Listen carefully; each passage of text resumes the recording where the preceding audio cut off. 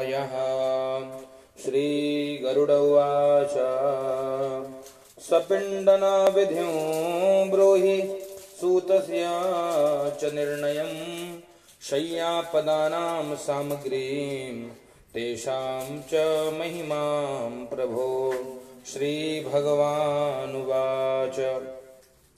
शृणुतार्क्ष्य प्रवक्ष्यामि सपिण्ड्याद्यखिलां क्रियां। पुष्प। ओं प्रेतनामं परित्यज्य यया पितृगणे विशेत। ओं न पिण्डो मिलितो ह्यैषा पितामह शिवादिषु नोपतिष्ठन्ति दानानि पुत्रैर्दत्यान्यनेकथा। ओम गरुड़ जी कहते हैं भैया कि नारायण से प्रार्थना करते हैं कि हे प्रभु सपिंडी श्राद्ध कैसे किया जाता है वो हमको बताइए। सूतक का क्या निर्णय है, शय्यादान में क्या क्या सामग्री लगती है, पददान में क्या क्या सामग्री लगती है, हमको उसकी पूरी जानकारी और विधि बताइए। भगवान कहते हैं शृणुतार्क्ष प्रवक्ष्यामि सपिंड्याद्यखिलां क्रियां प्रेतनाम परित्यज्य यया पितृगणे विशेत। कहते हैं कि गरुड़ जी तुमको सपिंडी आदि लेकर के सब क्रियाएं कहता हूँ, श्रवण करिए, जिससे प्राणी प्रेतत्व से निवृत्त होकर के पितर बन जाता है। इसीलिए सपिंडी क्रिया आवश्यक है। सपिंडी करने पर प्रेतत्व से निवृत्त होकर के प्राणी पितर बन जाता है, पितरों की श्रेणी में आ जाता है। न पिंडो मिलतो यैषा पितामह शिवादिषु नोपतिष्ठन्ति दानानि पुत्रैर्दत्यान्यनेकथा। कहते जिनको पिता पितामह प्रपितामह मतलब पिता दादा परदादा या वसु रुद्र आदित्य नाम से पिंडदान नहीं मिलता, उनको पुत्र आदि के दिए हुए अनेक प्रकार के दान प्राप्त नहीं होते। इसलिए सपिंडीकरण की अत्यंत उपयोगिता है, सपिंडी श्राद्ध करना चाहिए। और जिस पुत्र ने सपिंडी श्राद्ध नहीं किया वह पुत्र हर समय अपवित्र रहता है और उसकी सूतक की निवृत्ति नहीं होती। इसलिए सपिंडीकरण की क्रिया अत्यंत आवश्यक है। जब सूतक समाप्त हो जाए तो सूतकांत में जो पुत्र है वो सपिंडी श्राद्ध करे। अब मैं जिस वर्ण को जैसा सूतक लगता है वो मैं बताता हूँ। भगवान कहते हैं ब्राह्मणस्तु दशाहेन क्षत्रियो द्वादशेहनि वैश्यः पंचदशाहेन शूद्रो मासेन शुध्यति। कहते ब्राह्मण जो है उनको 10 दिन का सूतक लगता है, 10 रात्रि तक सूतक होता है। और दशाहेन क्षत्रियो जो क्षत्रिय है उनको 12 दिन का सूतक लगता है। वैश्य पंचदशाहेन वैश्य वर्ण को 15 दिन का सूतक लगता है। और जो शूद्र वर्ण के होते हैं उनको 1 मास का सूतक लगता है। दशाहेन सपिंडास्तु शुध्यन्ति प्रेत सूचके त्रिरात्रेण सकुल्यास्तु स्नात्वा शुध्यन्ति गोत्रजाः। चतुर्थे दशरात्रं स्यात् षण्निखा पुंसि पंचमे षष्ठे चतुरः प्रोक्ते सप्तमे च दिनत्रयम्। कहते 4 पीढ़ी में 10 रात्रि का सूतक, 5वें पीढ़ी में अगर कोई चला गया है तो 6 रात्रि का सूतक, और 6 पीढ़ी में 4 रात्रि का सूतक, और 7वें जो पीढ़ी है उसमें 3 दिन का सूतक लगता है। अष्टमे दिन में कम तो नवमे प्रहरद्वयं दशमे स्नान मात्रम ही मृतकं जन्म सूतकं। 8वीं रात्रि में 2 प्रहर का सूतक, और 10वीं पीढ़ी में अगर किसी की मृत्यु हुई है कहते हैं स्नान मात्र का सूतक लगता है। स्नान करने से लोग पवित्र हो जाते हैं। देशांतर्गत कश्चित् शृणुयाद्यो है निर्दिशम और यच्छ में दशरात्रस्य तावदेवा शुचिर्भवे। कहते हैं देशांतर गया हो, परदेश कोई गया हो और उसके मरे हुए के 10 दिन के भीतर समाचार सुन करके 10 दिन में उस सूतक की निवृत्ति हो जाती है। और किसी की मृत्यु की खबर 10 दिन बाद या साल भर के भीतर सुनाई पड़े तो 3 रात्रि की सूतक लगती है। 3 दिन में जीव पवित्र हो जाता है। अतिक्रांते दशा हेतु त्रिरात्र शुचिर भवेत् आद्य भाग द्वयम यावन् मृतिकत्य च सूतके। किसी के पूर्व से सूतक है तदनंतर दूसरा सूतक प्राप्त हो जाए तो जो पहले मरा है उसके सूतक से द्वितीय सूतक की निवृत्ति हो जाएगी। जिसके दांत नहीं आए हैं उसका स्नान मात्र से सूतक निकल जाता है। चौल कर्म पर्यंत 1 रात्रि से, और यज्ञोपवीत के पूर्व 3 रात्रि का सूतक होता है, और यज्ञोपवीत होने के बाद कहते हैं 10 रात्रि का सूतक होता है। आजन्मनस्तु चौलांतरम यद्य कन्या विपद्यते। जन्म से 27 मास के भीतर कन्या की मृत्यु है तो उसको स्नान मात्र से शुद्धि हो जाती है। ये सभी वर्णों में है।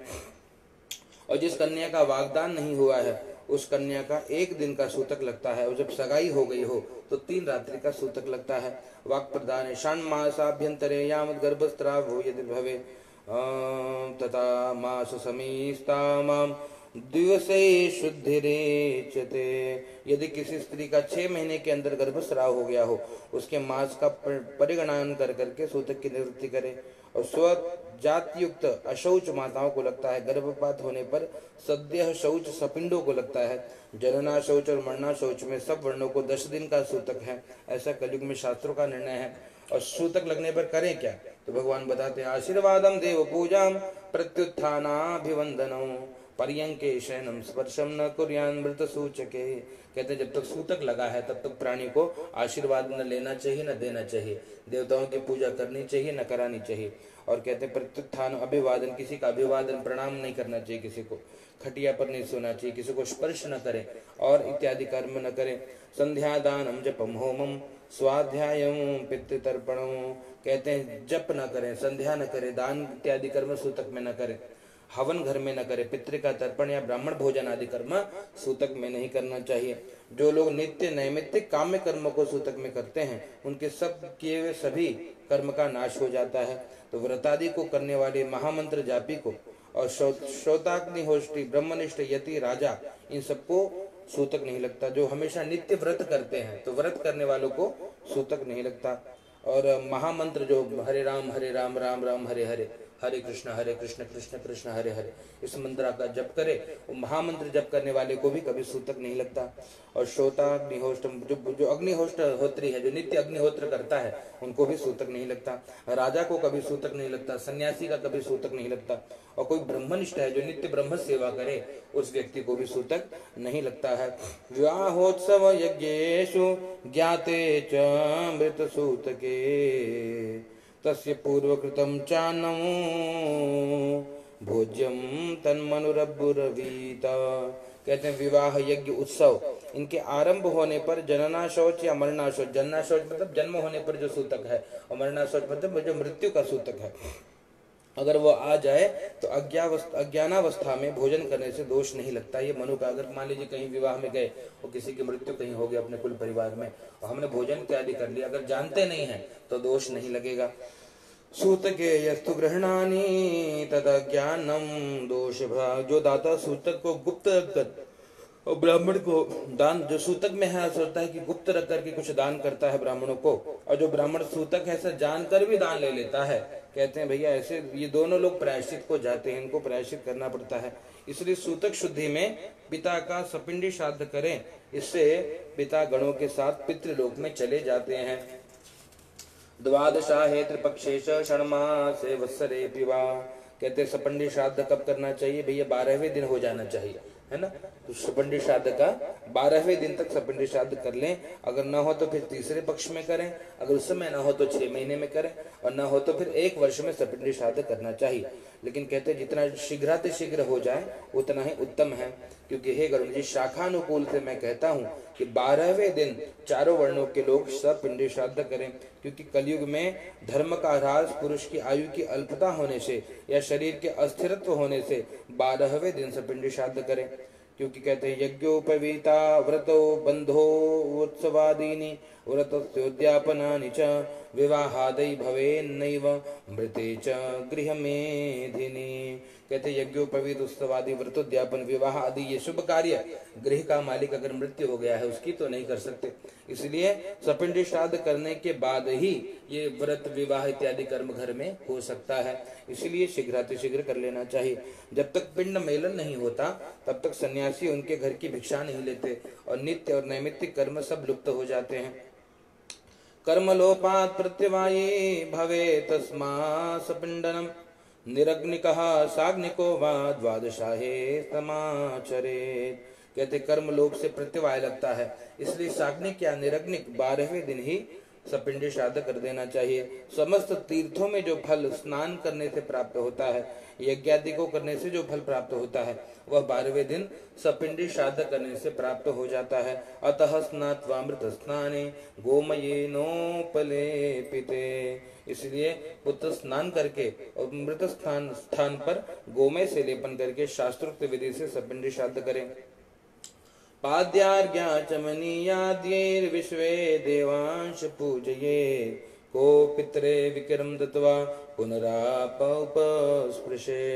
कहते पाद्य आचमन आदि द्वारा विश्व देव का पूजन करके और विकिर पिंड का दान करना चाहिए और जो हाथ का प्रक्षालन करके आचमन करना चाहिए। पितामह प्रपितामह विद्ध पितामह इनके तीनों के पिंड को वसु आदित्य और रुद्र रूप से इनको पिंड दान करना चाहिए और चौथा पिंड जो है वो मृतक को देना चाहिए। तदनंतर चंदन तुलसी पत्र धूप दीप नैवेद्य पान सुपारी वस्त्र दक्षिण आदि से पूजन करना चाहिए। सुवर्ण शलाका से उस प्रेत पिंड का 3 हिस्सा करके और उन भागों को पिता महादि 3 पिंडों में मिला देना चाहिए। तो हे गरुण जी, यदि माता की मृत्यु हो जाए तो उसका भी इसी प्रकार करे, लेकिन वहां पर कहते पितामही प्रपितामही वृद्ध प्रपितामही के नाम से पिंडदान होगा। और कहते इस प्रकार से पिता के मरने पर यदि पितामह जीवित हो तो पिता महादि नाम से 3 पिंड दे, उनमें पिता के पिंड का 3 भाग करके। और वैसे माता के मरने पर पिता मही जीवित हो तो पितृवत मात्र श्राद्ध करें। तदा मात्रेक श्राद्धेपि कुर्यात् पैतृकवद् विधिः यद्वा मयि महालक्ष्म्यां तयो पिंडं च मेलयेत। कहते पितृवत मातृ श्राद्ध को करें और पितामह के स्नान पर विष्णु नाम का उच्चारण करके पिंड रखें, पितामही के नाम पर महालक्ष्मी के नाम का उच्चारण करके पिंड रखें और उन दोनों को पिंड में मिला देना चाहिए। अपुत्राया स्त्रिया कुर्यात् पति सपिंडनादिकम् श्वश्वादिभिः सहैवास्या सपिंडीकरणं भवे। सपिंडनादि कर्म अपुत्र का पति करे, श्वशुर आदि के नाम से करे। पिता स्वामी के पितामह के साथ स्त्रियों का सपिंडीकरण करें। हे गरुण जी, ये मेरा मत नहीं है, अर्थात स्त्रियों का स्त्रियों के साथ करना चाहिए और पुरुषों का पुरुषों के साथ पिंड दान करना चाहिए। एकाम चिताम समारूढ़ौ दंपति यदि काश्यप तृणमंतरतः कृत्वा श्वशुरादेस्तदाचरेत्। यदि स्त्री पुरुष के साथ दाह क्रिया नहीं हुई है तो श्वशुर आदि उनका सपिंडीकरण तृण मध्य में रख करके करें। और प्रथम में यदि एक ही पुत्र पिता के निमित्त पिंड दान आदि तथा स्नान करके माता का सपिंडीकरण करे। हुताशं वा समारूढ़ा दशाभ्यंतरे सति तस्या भर्तुदिने कार्यं शय्यदानं सपिंडनम्। जो स्त्री 10 दिन के भीतर अग्नि में जल करके सती हो गई हो, उस स्त्री के स्वामी के दिन के साथ सपिंडन और शय्यादानी कर्म होंगे। और हे गरुण जी, सपिंडन करके पितृतर्पण मंत्रों द्वारा स्वाहाकार का उच्चारण करना चाहिए। अतिथिं भोजयेत् पश्चात् अंतकारं च सर्वदा। कहते हैं अतिथियों को भोजन कराना, अंतकार को की सदा सेवा करना, इससे पितर मुनि देव ब्राह्मण यक्ष गंधर्व सभी प्रसन्न होते हैं। ग्रास मात्रां भवेत् भिक्षां चतुर्ग्रासं तु पुष्कलम्। एक ग्रास प्रमाण का नाम भिक्षा है और 4 ग्रास को पुष्कल कहते हैं। और 4 पुष्कल मात्र जो भिक्षा दिया जाता है उसको हंतकार कहते हैं। तो सपिंडी श्राद्ध के दिन चंदन नक्षत्र ब्राह्मण चरण की पूजा करके अक्षय तृप्ति हेतु यथाशक्ति दान करना चाहिए। ततश्च पूजयन् मंत्रे स्वस्तिका वाचनं पूर्वकं कुंकुमाक्षर नैवेद्य ग्रहान् देवीं विनायकं। कहते हैं सपिंड श्राद्ध के बाद अन्न घृत सुवर्ण चांदी गो घोड़ा हाथी रथ भूमि ये सब जो कुछ भी है अपनी श्रद्धा के अनुसार आचार्य को देना चाहिए। तदनंतर स्वस्ति वाचन पूर्वक रोली अक्षत नैवेद्य से ग्रहों का पूजन करे, वेदी का पूजन करे, भगवान गणपति का पूजन करें और विधिवत पूजन करने के पश्चात आचार्य मंत्रों द्वारा सपरिवार उनका अभिषेक करें, हाथ में रक्षा सूत्र बांधे और उसके बाद कहते हैं भैया कि दाहिने हाथ में रक्षा बांध करके और पुनः हाथ में अक्षत दे करके देवताओं का विसर्जन करा दें। ततश्च भोजयेत् विप्रान् मिष्ठान्नैर्विविधैः शुभैः। इसके बाद नाना प्रकार के मिष्ठान से ब्राह्मणों को भोजन करा करके जल से पूर्ण दक्षिणा मोदक सहित 12 घड़े का दान करें। अनुक्रम से ब्राह्मण जल स्पर्श से, क्षत्रिय आयुध स्पर्श से, वैश्य चाबुक और शूद्र दंड स्पर्श करे तो पवित्र होता है, इसलिए जल स्पर्श कराना चाहिए। एवं सपिंडनम कृत्वा क्रिया वस्त्राणि संत्यजेत्। इस प्रकार सपिंडन करके कर्ता पूर्व पहने हुए वस्त्रों को त्याग करके और सफेद वस्त्र पहन करके शय्या दान कर्म करे। शय्या दान की इंद्रादि देवता प्रशंसा करते हैं, इसलिए मरने पर तथा जीवित रहने पर अवश्य करें। सुंदर काष्ठ की शय्या को अच्छे से उसे सजा करके रेशमी सूत के द्वारा और ऐसे खटिया पर सफेद रुई से भरा हुआ गद्दा रखें और उसके ऊपर तकिए रखें।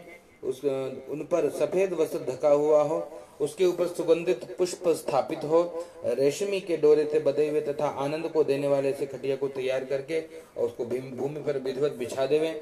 उस शैया पर छत्र रखे, मच्छरदानी, रुपया, दियत, चामर, आसन, भोजन के बर्तन, झारी, कलश, शीशा, पंचरंग या चंदवा, अन्य कार्यों में आने वाले सामग्री सब अपने अनुसार चारों ओर अपने अपने स्थान पर रख देवे।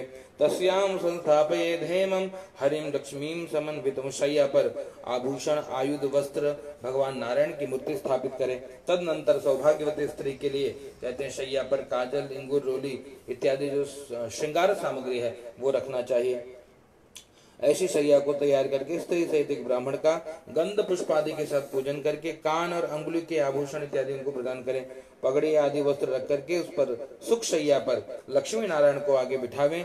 तदनंतर कुमकुम पुष्प माला आदि से हरि और लक्ष्मी का पूजन करके लोकपालों का, ग्रहों का, देवी का, गणेश का पूजन करें। उत्तराभिमुख होकर के कुसुमांजलि लेकर के ब्राह्मण के समक्ष मंत्र कहें कि तथा कृष्णा तुदीयास्ति शय्या क्षीरोद सागरे तैया तथा भूयादशम नेयम मम जन्मनि जन्मनि। ये प्रार्थना करनी चाहिए कि हे भगवान कृष्ण, जैसे शैया क्षीर समुद्र में हर समय आपके पास स्थित है, वैसे ही ये शैया जन्म जन्मांतर तक हमारे साथ रहे। एवं पुष्पांजलि विप्रे प्रतिमायाम हरे क्षिपेत, ऐसा कर कर ब्राह्मण पर तथा भगवान की विष्णु की प्रतिमा पर पुष्प अर्पित करके पुष्पांजलि प्रक्षेप करके और सामग्री से शैया दान का संकल्प करें। तथा व्रतोपदेष्टे च गुरुवे ब्रह्मवादिने गृहाण ब्राह्मणे नाम कोदाति कीर्तयन्।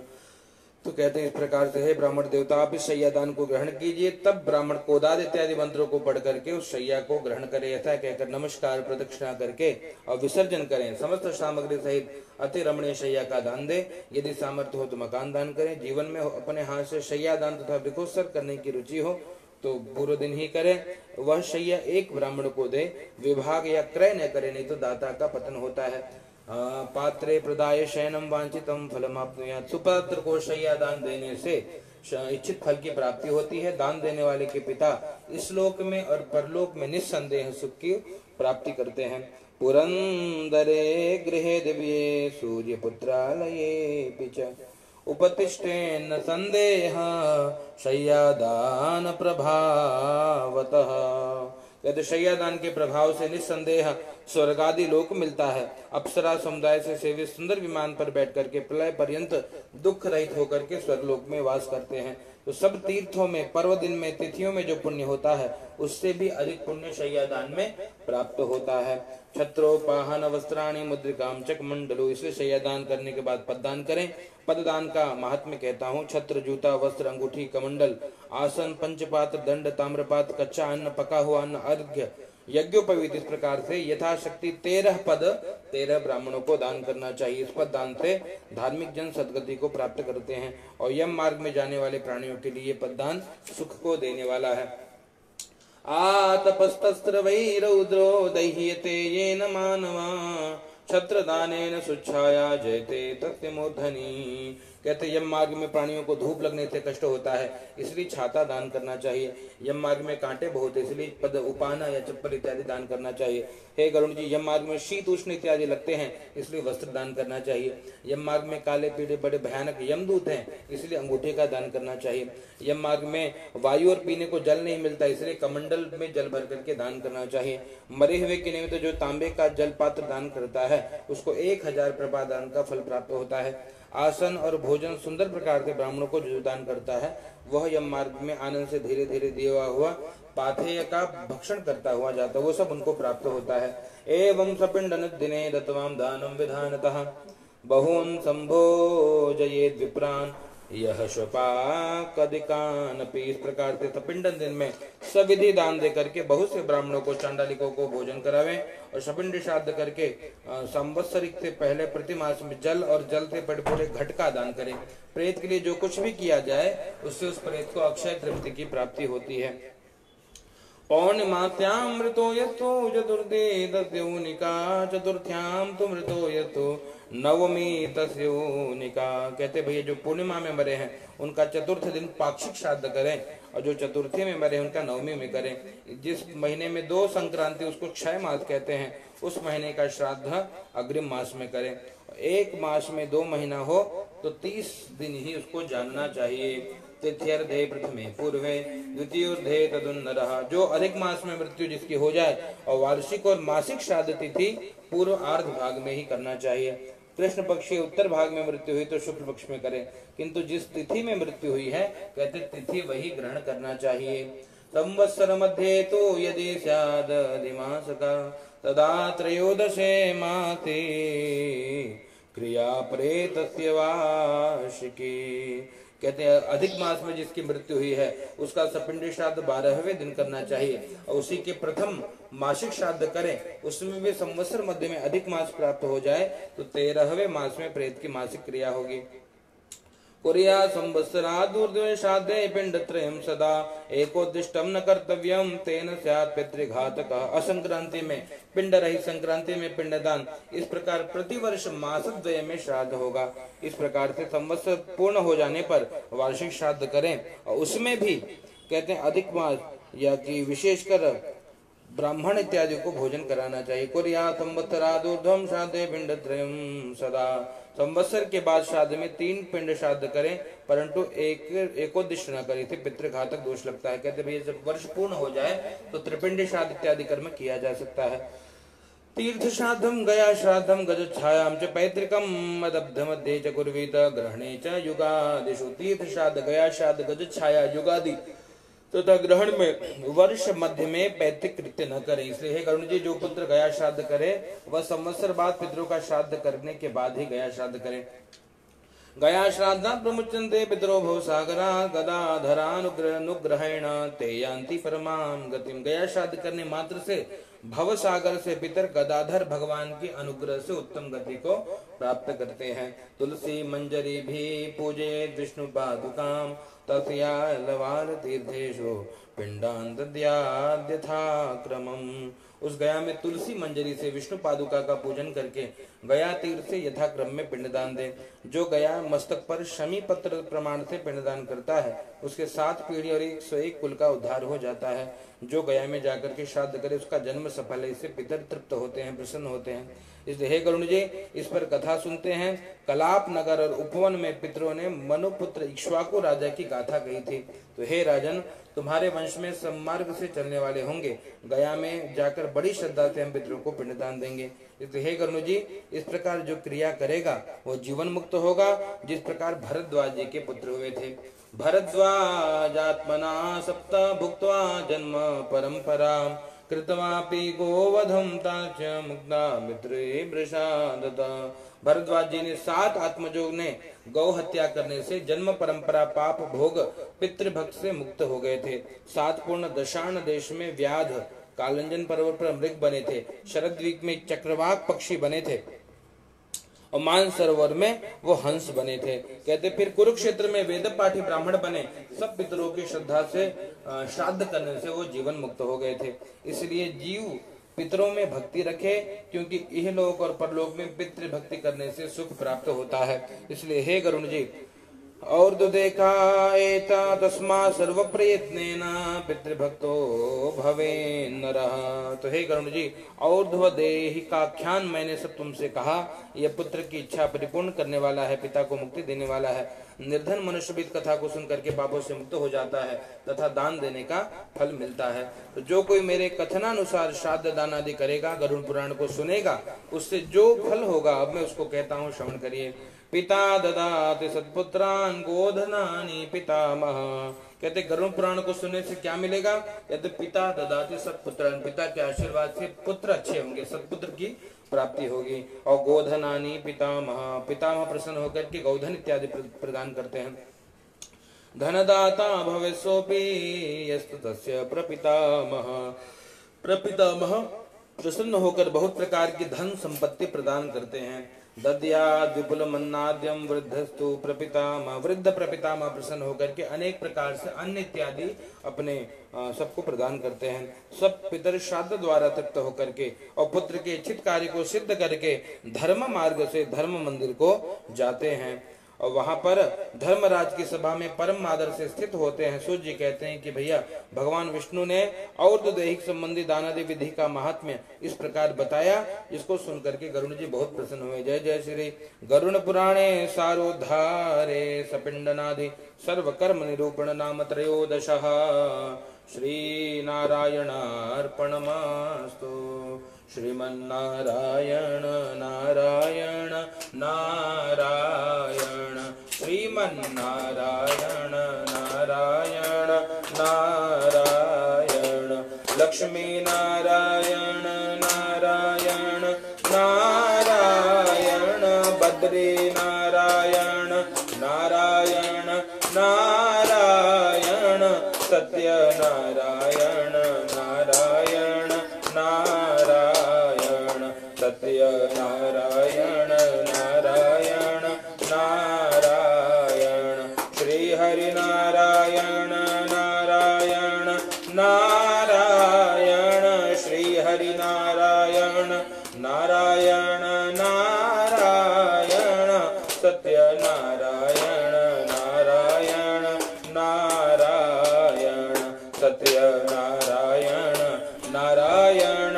नारायण ब्रह्मा नारायण नारायण नारायण विष्णु नारायण नारायण नारायण शिव नारायण नारायण नारायण शिव नारायण नारायण नारायण भजमन नारायण नारायण नारायण श्रीमन्नारायण नारायण नारायण भजमन नारायण नारायण नारायण श्री नारायणाय नमो नमः। अथ चतुर्दशोऽध्यायः। गरुडोवाच यमलोकक्रियन्मात्र कीदृश ये केन निर्मितः सभा च कीदृशीं तस्यां धर्मम् आस्ते च कैसः। ये धर्ममार्गैर्गच्छन्ते धार्मिका धर्ममन्दिरं तान् धर्मानपि मार्गांश मम ख्याहि दयानिधे। श्री भगवान उवाच। गरुण जी ने कहा कि हे भगवान, यमलोक कितना बड़ा है, कैसा है, किसने बनाया, और ये सब हमको बताइए। यम मार्ग की सभा कैसी है और सभा में धर्मराज किसके साथ बैठते हैं, वो पूरी की पूरी बात हमको बताइए। तो कहते हैं, हे दयानिधे, कैसे धार्मिक धर्म मार्गों के द्वारा धर्म मंदिर में जाते हैं, हमको बताइए। भगवान कहते हैं कि हे गरुड़ जी सुनिए।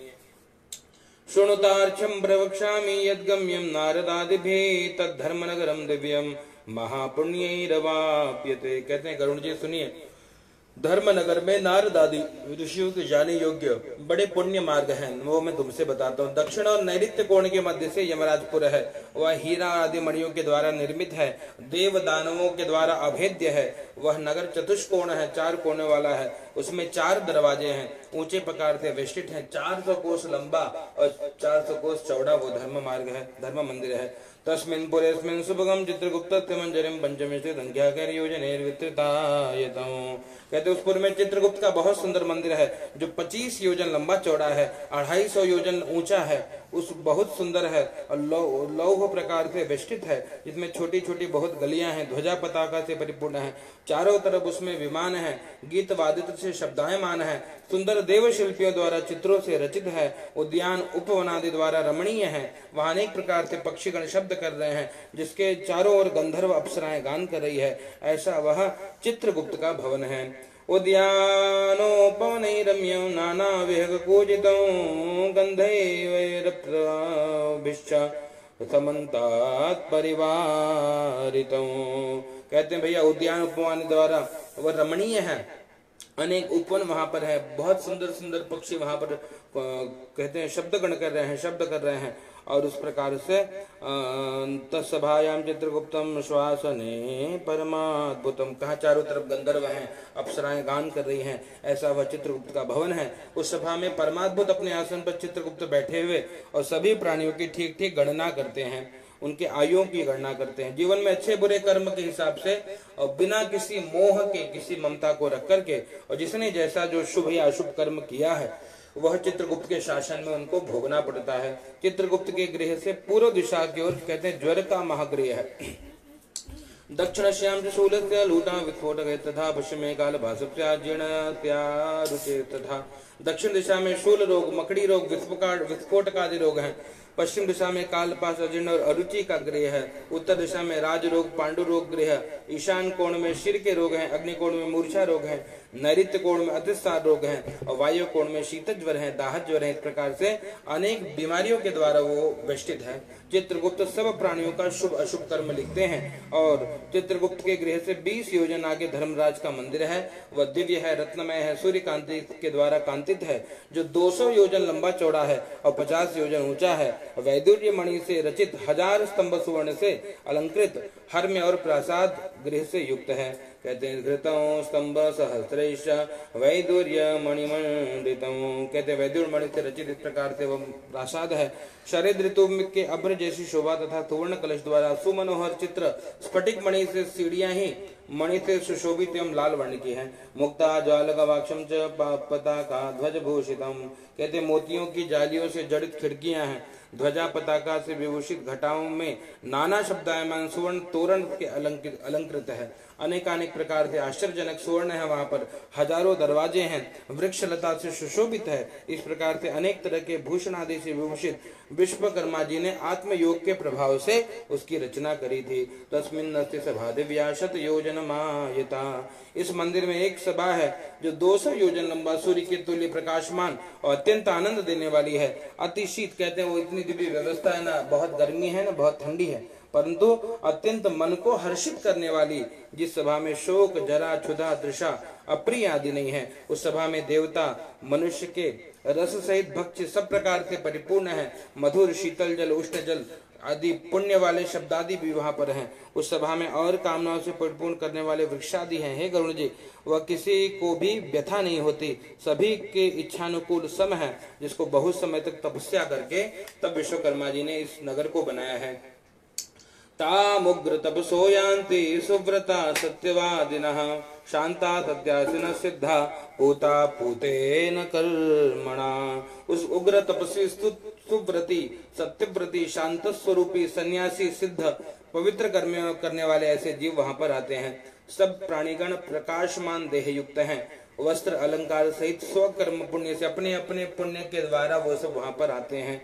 उस सभा के मध्य में अनुपमायुक्त भगवान सिंहासन पर विराजमान है। वो 10 योजन विस्तृत सब रत्नों से अलंकृत है। सत्पुरुषों में श्रेष्ठ धर्मराज के आसन पर सिर पर छत्र, अनेक कर्णकुंडल से शोभायमान सिर पर अमूल्य मुकुट अलंकृत है। नील मेघांबरा तुल्य सेवयन्ति तमं तथा, नील मेघ के समान कांति जिस पर अलंकार युक्त हाथों से पंखा लेकर के अप्सराएं हवा कर रही हैं। गंधर्वों का झुंड और अप्सराओं का समूह गीत नृत्य से धर्मराज की सेवा कर रही हैं। पाश हाथ में लिए हुए मृत्यु बलि काल चित्र विचित्र वाले चित्रगुप्त से धर्मराज सेवित हैं। अन्य भयानक दूत हैं वहां पर दंड लिए हुए और आपके कथनानुसार चलने वाले हैं और आपके तुल्य बल वाली नाना प्रकार के सुबटों से व्याप्त है। अग्निश्वाता पितर सोमप्सोपचासये स्वधावंतो बर्हि खदो मूर्ता मूर्ताश्चये खग। तो हे गरुण जी, अग्निश्वातादि पितर सोमपा, ये सब पितरों के नाम हैं। सोमपा, उष्मपा, स्वधावत, बर्हिखद इत्यादि मूर्त अमूर्त सभी वहां पे सभासद हैं। आर्यमादि पितृगण मूर्ति धारण तथा दूसरे आंगिरस मुनीश्वरों के से धर्मराज की सेवा करते हैं। अनेक ऋषि भी वहां पर विद्यमान हैं। कौन से ऋषि? कहते अतिर्वतिष्ठ पुलहो दक्षः क्रतुरथंगिरा जामदग्न्यो भृगुश्चैव पुलस्त्यागस्त्य नारदाः। कहते वहां पर ऋषि मुनि भी बैठे हैं। कौन कौन ऋषि हैं? कहते हैं अत्रि है, वशिष्ठ है, पुलह, दक्ष, क्रतु, भृगु, पुलस्त्य, अगस्त्य, नारद, ये सभी ऋषि और अन्य बहुत से ऋषि उस सभा में विद्यमान हैं। उनकी संख्या नाना कर्म कहते गिनती नहीं, अनगिनत है, गिनती नहीं की जा सकती। राजाना सूर्यवंशीया सोमवंशा तथा परे सभायाम धर्मराजम ते धर्मदा पर्युपासते। कहते इस प्रकार से धर्मराज की व्याख्या के निर्णेतागण ब्रह्मा की आज्ञा से धर्मराज की सेवा करते हैं। सभा में सूर्यवंशी हैं, चंद्रवंशी जितने भी राजा हैं वो राजा भी वहां पर विद्यमान हैं। तो मनो, दिलीप, मानधाता, सगर, भगीरथ, अंगिरस, अन्यरथा, मुचुकुंद, निमि, पृथु, ययाति, नहुष, दुष्यंत, शिवी, नल, भरत, शांतनु, पांडु, सहस्त्रार्जुन, राजर्षि, बड़े बड़े जो पवित्र राजा हैं जिन्होंने बहुत कीर्ति किए हैं, बहुत धर्म किए हैं और बहुत बहुश्रुत हैं, बहुत सारे अश्वमेध यज्ञ किए हैं, वो सभी राजा भी धर्मराज की सभा में विद्यमान हैं। और सभायाम धर्मराज से धर्म एव प्रवर्तते न तत्र पक्षपातो नानृतम न च मत्सर। कहते भैया धर्मराज की सभा में केवल धर्म ही प्रवृत्त होता है, वहां किसी प्रकार का पक्षपात नहीं है, कोई झूठा भाषण नहीं करता और मत्सर भाव नहीं होता। शास्त्र वेत्ता व धर्म में परायण ऐसे सभासद धर्मराज की निरंतर सेवा करते हैं। तो हे गरुण जी, ऐसी वह धर्मराज की सभा है जो दक्षिण मार्ग से यमलोक गए हुए पापी पुरुष उस सभा को देख नहीं पाते। तो ये धर्मराजपुर में जाने के लिए 4 भाग होते हैं। उसमें पापियों का गमन मैंने पहले ही बताया कि वो दक्षिण भाग से जाते हैं, और पूर्वादि तीनों मार्ग से धर्म मंदिर गए वे पुण्यादि किस रीति से उसमें जाते हैं, ध्यान से सुनिए। पूर्व मार्गे स्तु यत्रैक सर्वभोग समन्वितः परिजात तरुच्छाया स्यादितो रत्नमण्डपः। कहते हैं भैया पूर्व मार्ग सांसारिक वस्तुओं के सती तथा पारिजात वृक्ष की छाया से आच्छादित एक रत्न मंडप है। उस मार्ग में अनेक विमानों से व्याप्त हंस एवं पक्षियों से शोभित विद्रुम बगीचा अमृत बिंदु आदि से सुशोभित है। इस मार्ग में ब्रह्मर्षि जाते हैं, पुनर्षि जाते हैं, राजर्षि जाते हैं, विद्याधर महोरक जाते हैं। देवताओं की जो आराधना करता है वो पूर्व मार्ग से जाता है, शिव की जो भक्ति करता है वो पूर्व मार्ग से जाता है, ग्रीष्म ऋतु में जो हर जगह जल का प्याऊ लगाता है वो पूर्व मार्ग से जाता है, और माघ महीने में जो काष्ठ प्रदान करता है वो पूर्व मार्ग से जाता है। तो वर्षा ऋतु में वैरागी आदि महापुरुष आ जाएं, उनका दान मान से सत्कार जो करता है वो पूर्व मार्ग से जाता है। दुखी पुरुषों की मधुर वाणी के जो कोई दुखी है उसको जो सांत्वना देता है कि भैया कोई बात नहीं, समय बुरा है, कल ठीक हो जाएगा, सब अच्छा होगा, जो ऐसे सांत्वना देता है वो भी पूर्व मार्ग से जाता है। सत्य धर्मरता ये च क्रोध लोभ विवर्जिता। और इस प्रकार कहते हैं भाई जो सत्य हमेशा सत्य धर्म में रहता है वो पूर्व मार्ग से जाता है। जिसे रहने को स्थान नहीं, उसको थोड़ा रहने का स्थान जो दे दे, कहते हैं वो पूर्व मार्ग से जाता है। जिसके जीवन में क्रोध नहीं है, जिसके जीवन में कोई लोभ नहीं है, और जो माता पिता की नित्य भक्ति और सेवा करता है वो पूर्व मार्ग से जाता है। जो गुरु सेवा करता है वो पूर्व मार्ग से जाता है। भूमि दान करने वाला, घर दान करने वाला, गौ दान करने वाला, विद्या का दान करने वाला, और पुराणों को कहने वाला, पुराणों को सुनाने वाला, पुराणों को सुनने वाला, वो पूर्व मार्ग से धर्मराज के मंदिर में जाता है। एते सुकृतलक्ष्यानि पूर्वदारे विशन्ति च यान्ति धर्म सभायां ते सुशीला शुद्ध बुद्धया। इस प्रकार से कहते हैं भैया जो भूमि दान करे और पुराणों के पारायण में शुद्ध पारायण वाला अच्छा पुरुष, दूसरे स्वभाव वाले, अच्छे पवित्र स्वभाव वाले, निर्मल जो पुरुष हैं, शुद्ध पुरुष हैं, जिसका मन पूरी तरह निर्मल है, वो सब पूर्व द्वार से धर्मराज की सभा में जाते हैं। द्वितीय स्तुत्तरो मार्गे महाशतरथै वृतः। कहते हैं भैया ये तो पूर्व मार्ग वाला है। ऐसे एक है उत्तर मार्ग है। उत्तर मार्ग से कौन जाता है तो बताते हैं क्या है वहां पर। कहते हंस सारस संकीर्ण चक्रवा कोपशोभिता अमृत द्रव संपूर्ण तत्र भाति सरोवर। कहते उत्तर का मार्ग जो है वहां पर बड़े बड़े रथ और पालकी रखे हैं, नरनयन द्वारा उस मार्ग में जाते हैं लोग। उस मार्ग में हंस हैं, सारस हैं, चकवा चकवी हैं इत्यादि सुंदर सुशोभ पक्षियों से सुशोभित है। अमृत बिंदु युक्त एक तालाब है। वेद पढ़ने वाले जो है, जो नित्य वेदाभ्यास करे, वेदाभ्यास करे, जो वैदिक मंत्रों का पठन पाठन या श्रवण करे, वो उत्तर मार्ग से जाता है।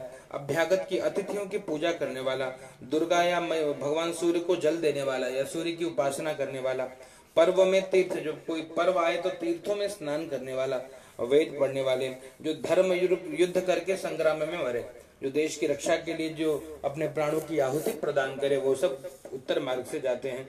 जो अनशन व्रत धारण करके मरते हैं, वाराणसी में जिसकी मृत्यु होती है वो पूर्व मार्ग से जाते हैं। गाय के गृह, जहाँ गौशाला में किसी की मृत्यु हो तो वो भी उत्तर मार्ग से जाते हैं।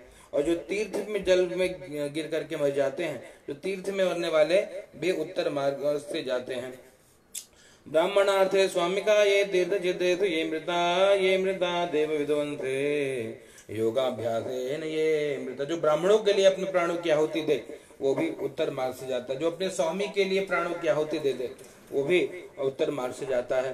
जो तीर्थ क्षेत्र आदि में मरे, योगाभ्यास करके मरे, इस प्रकार से जो सुपात्रों का पूजन करे, महादान करे, वो सब उत्तर दिशा से यमराज के मार्ग में जाते हैं।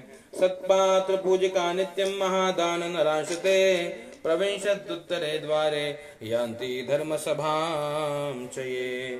तो कहते हैं इस प्रकार से तीसरा मार्ग जो है वो पश्चिम दिशा का मार्ग है, और पश्चिम दिशा का है वो वन रत्नों और मंदिर से व्याप्त है, अमृत रस से सदा परिपूर्ण है, बावड़ियों से युक्त है। उस मार्ग में हाथी घोड़ों से परिपूर्ण है।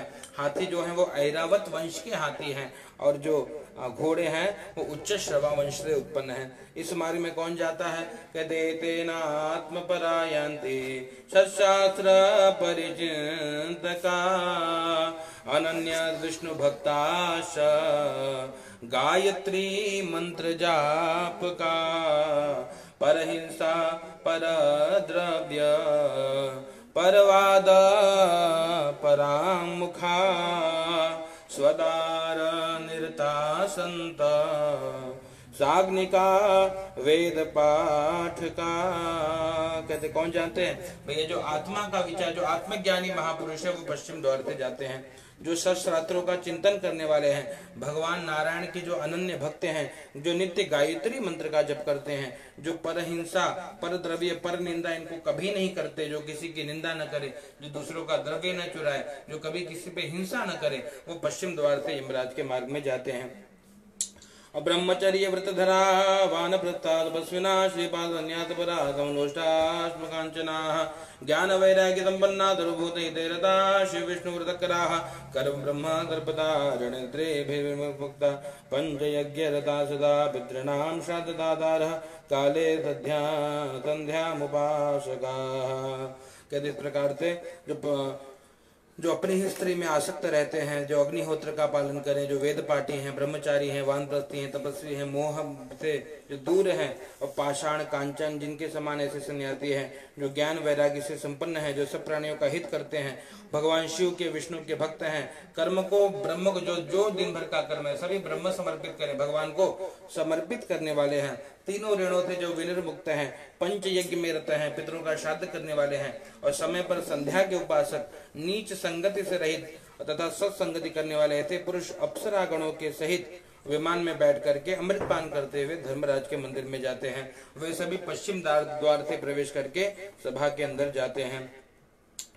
यमस्तान् दृष्ट्वा स्वागतं वदने मुहे समुत्थानं च कुरुषे तेषां गच्छन्ति सम्मुखं।